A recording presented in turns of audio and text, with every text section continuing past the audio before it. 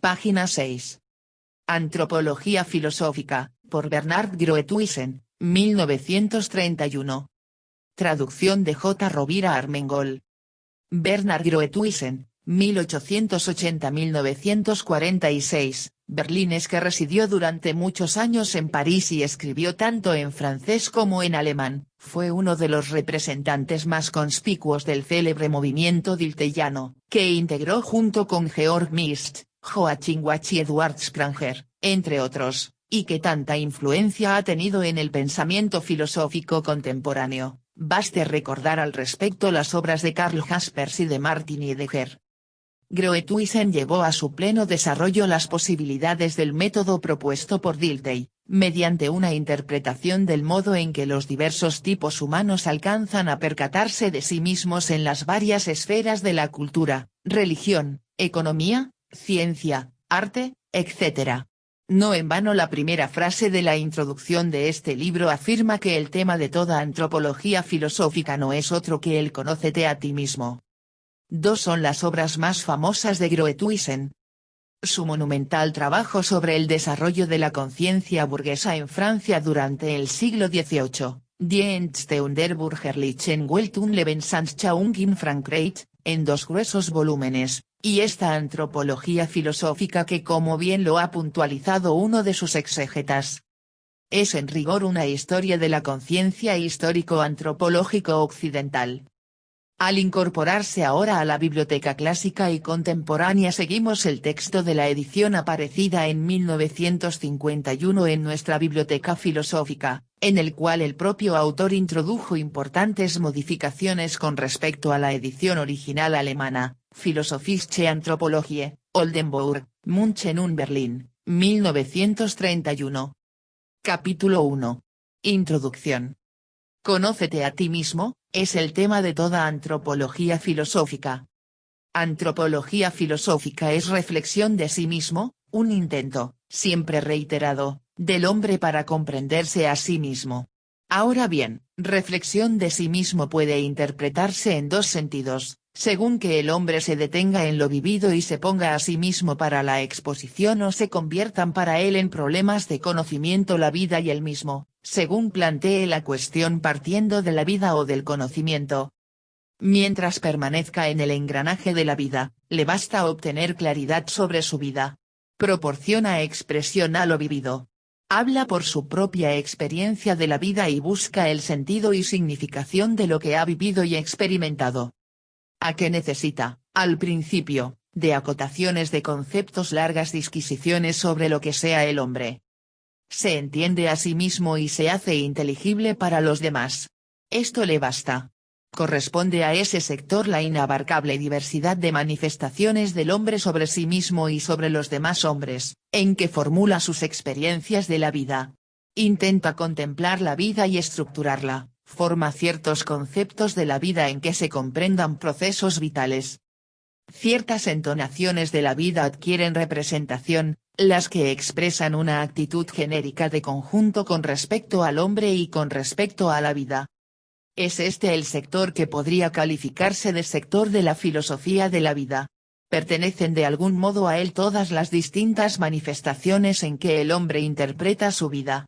Tienen en él su lugar observaciones ocasionales, como las que se lee en cartas o se oye en conversaciones, y asimismo las máximas del sabio o la aquilatada concepción de la vida que adquiere expresión en una autobiografía o en una obra poética. Es esto la filosofía de la vida.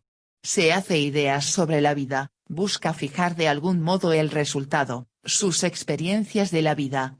Todas estas manifestaciones pueden tener su significación, por poco que corresponden a las severas exigencias del pensar. Proporcionan la atmósfera en que surgen las creaciones espirituales, constituyen una comunidad que suprime el aislamiento en que éstas nos aparecen cuando son examinadas aparte del engranaje de la vida. Pertenecen a una capa primaria de la reflexión humana de sí mismo y vuelven a penetrar siempre en la vida.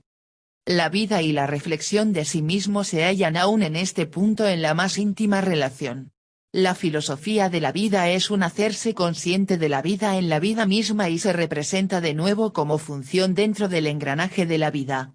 La genialidad del filósofo de la vida consiste en estas configuraciones de la conciencia, en saber que vive conscientemente, en una elaboración de relaciones exhaustivas de motivos, de conformidad con las cuales vive la variedad de los acaecimientos y forma su vida.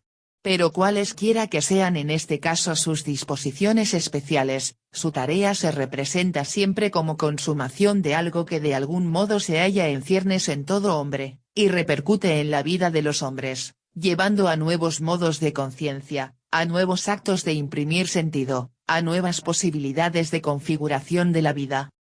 Otro vasto sector se nos descubre, el que puede caracterizarse externamente por su posición entre la filosofía, por una parte, y la literatura, por otra.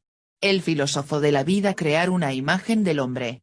Este afán de representar al hombre y a la vida humana, le enlaza con el poeta y hasta le garantiza una posición significativa en el desarrollo de la literatura universal. Pero de algún modo le resulta insuficiente lo puramente imaginativo. Una relación completamente peculiar asocia en él representación y vivencia.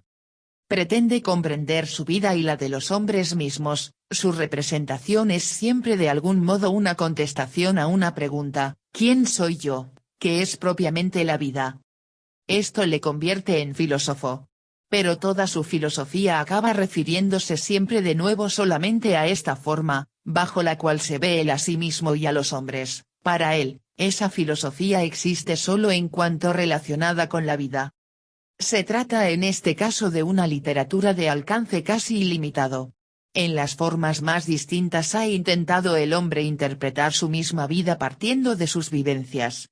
Que en tal caso hable de sí mismo, partiendo directamente de su propia experiencia de la vida, o que la imagen que se forma del hombre y de la vida esté condicionada ya de algún modo por consideraciones generales de carácter religioso o científico, dos cosas que es difícil deslindar, resulta siempre como característico de esta postura, la relación a la vida, el apego a lo concreto, la significación de la experiencia de la vida como tal, que siempre vuelve a llevar al hombre hacia sí mismo. También la religión parte de la vida y vuelve a llevar a la vida. Vivo, tal es su punto de partida. La realidad de la vida misma condiciona su postura. Esta realidad de la vida no puede interpretarse a base de sí mismo para el hombre religioso, solo puede ser entendida a base de vivencias que se proyectan más allá de la empiria de la vida. Religión significa ensanchamiento de la vida, trascender de la vida en sí misma, y, por último, la ascensión final, perfección final de la vida misma. En su mantenerse fiel por principio a la postura vital originaria, estriba el poder incomparable de la religión. Esta habla al hombre, le interpreta su experiencia de la vida. Al principio nada presupone, sino que él sea este ser vivo, con sus penas y alegrías, con su pasión y su afán de felicidad, con sus angustias y su inseguridad. Y, no importa lo que le anuncien, siempre tiene que imponer en la vida, en la lucha con las representaciones y modalidades de sentimiento que haya que vencer, siempre tiene que volverse a la misma realidad de la vida. La vida lucha en este caso con la vida vence en este caso a la vida. Así se explica también el papel decisivo que la religión ha desempeñado en el desarrollo de la reflexión del hombre sobre sí mismo. Formula con el hombre todas las relaciones de éste, da a todos sentido y significación y hace que todos aparezcan de algún modo como importantes. Le anuncia al hombre su destino. Es el hombre lo llevado más allá de sí mismo, el hombre como hombre, es el conocimiento filosófico lo que por vez primera constituye otro punto de partida de principio frente a la reflexión directa de la vida y a la vivencia religión. No es ya, vivo, sino, cogito. La religión no llega a ser conocimiento de sí mismo. Es interpretación de la vida, configuración de la vida, afán de la vida. La filosofía significa principalmente, distanciación de la vida, desconfianza hacia la experiencia directa de la vida. La religión lleva a la vida más allá de sí misma, la filosofía pretende encontrar un lugar de permanencia fuera de la vida. No, ¿de dónde vengo y a dónde voy? Sino, ¿quién soy y, mejor aún, qué soy? En la relación directa de la vida se halla para la religión un último lugar. No suprime la facultad del hombre de permanecer en sí. Para el filósofo, el permanecer en sí, toda la egoidad vital originaria, la natural referencia de la vida a sí misma, es lo que hay que superar. Pero si el hombre pretende conocerse a sí mismo partiendo de este punto, se produce de antemano una notable contradicción. Me quiero conocer, conocerme a mí mismo. Pero al pretender conocerme a mí mismo, me coloco por encima de mí mismo. Lo que he conocido, es mi constitución psicofísica, mi alma, mi yo como quiera llamárselo. Pero, ¿es esto una contestación a la cuestión originaria? Yo quería conocerme a mí mismo. Pero, pregunto, ¿es a mí mismo a quien he conocido? ¿Cómo lo sé? Me refiero a mi constitución psicofísica, a mi alma, a mi yo o como quiera llamárselo. Pero, ¿acaso significa esto otra cosa que conocimiento de la constitución psicofísico humana propiamente, del alma, del yo propiamente? Pero en el planteamiento originario de la cuestión un algo personal vital, hay de algún modo una relación del hombre a sí mismo. Yo quería decir mí. La cuestión partía de mí y se me preguntaba a mí mismo. Ahora, en cambio, el planteamiento del problema se ha desplazado. ¿Cómo te preguntas a ti mismo? ¿Cómo te sales de ti? Ya no pregunto por mí mismo. La pregunta tiene carácter mucho más general. Mi postura se ha modificado. Pues bien, cuanto más progreso en el conocimiento, tanto mayor parece hacerse la distancia entre la cuestión primitiva y la contestación. La constitución psicofísica, el alma empírica, el yo empírico, no son nada último. Pregunto por la naturaleza, por lo anímico, por la conciencia del yo. Por todas partes me lleva más allá de los modos de representación originarios logrados en la experiencia humana. En todo esto, ¿en dónde me quedo yo que quería conocerme a mí mismo? Ahora bien, si desde este punto quiere el hombre volver a encontrar el camino que le lleve a sí mismo, intentará comprenderse a sí mismo en la forma en que él se representa según sus conocimientos. Su saber acerca de sí mismo tiene que imponerse en la forma en que él mismo se experimenta. El conocimiento de sí mismo tiene que convertirse para él en vivencia de sí mismo y encontrar expresión en la exposición de sí mismo. Experiméntate como te hayas conocido, experiméntate como el ser que te sabes, sé lo que eres. Pero de algún modo parece que las dos cosas no concuerdan, el conocerme y el experimentarme a mí mismo.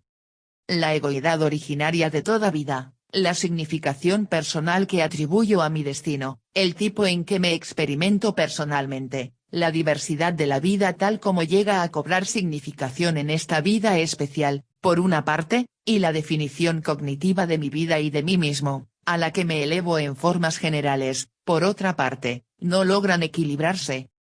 El hecho de que yo sea un hombre, de que yo sea un yo, de que yo sea uno de los seres naturales, todo esto no me interpreta mi vida tal como ésta es vivida, todo esto no explica el hecho ulteriormente deducible de que yo soy el que soy y no otro y de que lo propio reza de todos los hombres. Si quiero conservar a mi vida el carácter que le es propio, ello parece posible solamente a base de que permanezca en la propia contemplación de la vida. Solo en la representación, solo en la imagen parece el hombre conservar sus contornos y su figura y pertenecerse a sí mismo. Pues bien, en esta divergencia de posturas se halla el factor que conduce a intentos siempre nuevos de reflexión del hombre sobre sí mismo, la dialéctica de la antropología filosófica que, a su vez, es sólo expresión de algo humano en el sentido más profundo de la palabra, de la antítesis entre vida y conocimiento. De esta suerte, tampoco la antropología filosófica en cuanto a reflexión del hombre sobre sí mismo puede exponerse a modo de sector sistemáticamente homogéneo y cerrado en sí. Lo que siempre decidirá será solo el planteamiento de la cuestión que el hombre se pone a sí mismo, no el modo de resolver. Pero esta misma cuestión no es unívoca. Tiene ya de por sí un carácter problemático. Y lo propio les ocurre también a las contestaciones, a los problemas antropológicos, que tienen varios sentidos. Llevan por direcciones distintas. El ideal de la antropología sería poder enlazar las distintas tendencias que en ella cobran expresión, poniendo en unidad al conocimiento de sí mismo, a la vivencia de sí mismo, a la representación de sí mismo, a la configuración de sí mismo. Pero unas veces se entrega el hombre a toda la multiplicidad de las impresiones de la vida pretendiendo comprender el sentido y significación del conjunto en la vida promedio de todo individuo. Ora le acucia el determinar lo que tiene de esencial, ora se enfoca de nuevo todo su afán a interpretar la vida a base de una última profundidad y ascensión de sí mismo. Tan pronto parece como si la filosofía asumiera en el desarrollo histórico la función de la reflexión sobre sí mismo como es la religión y otras veces el arte los que reciben esta misión. La antropología abarca todos estos sectores hasta donde en ellos adquiere expresión la reflexión del hombre sobre sí mismo, abarcando también toda la extensión de estas variables manifestaciones de la vida en que el hombre interpreta su vida y se interpreta a sí mismo y a su destino. Encontrar de nuevo en todo ello la marcha de la reflexión del hombre sobre sí mismo, sería la verdadera misión de la filosofía antropológica. Página 11.